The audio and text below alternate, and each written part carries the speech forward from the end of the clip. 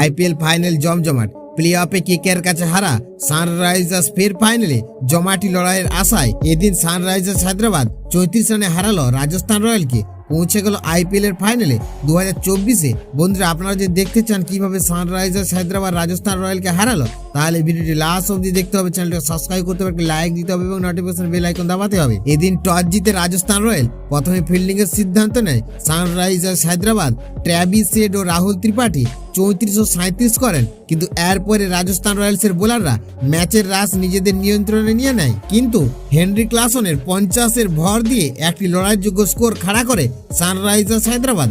20 ওভারে 9 উইকেটে 175 রান করে তারা। বন্ধুরা, এদিকে টার্গেট তাড়া করার জন্য ঝাঁপিয়ে শুরু করে রাজস্থান রয়্যাল। যখন 21 বলে 42 রানের ইনিংস খেলেছিলেন যশস্বী জয়সওয়াল, তখন মনে হচ্ছিল যে কোনো মুহূর্তে রাজস্থান ফাইনালের টিকিট পেয়ে যাবে। এদিকে অভিষেক শর্মা এডেন মাকরমকে বল করাতে আনে সানরাইজার্স হায়দ্রাবাদ।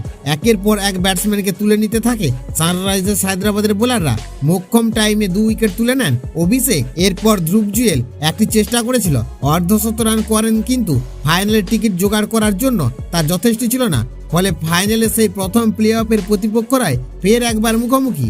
রবিবার চেন্নাইতে ফাইনালের মুখোমুখি হবে কেকেআর। সন্ধ্যা 7:30টায় স্থির হবে কেকেআর 3 নম্বর বারের জন্য আইপিএল ট্রফি পায় নাকি সানরাইজার্স হায়দ্রাবাদ দ্বিতীয়বার আইপিএল এর সেরা হতে হবে।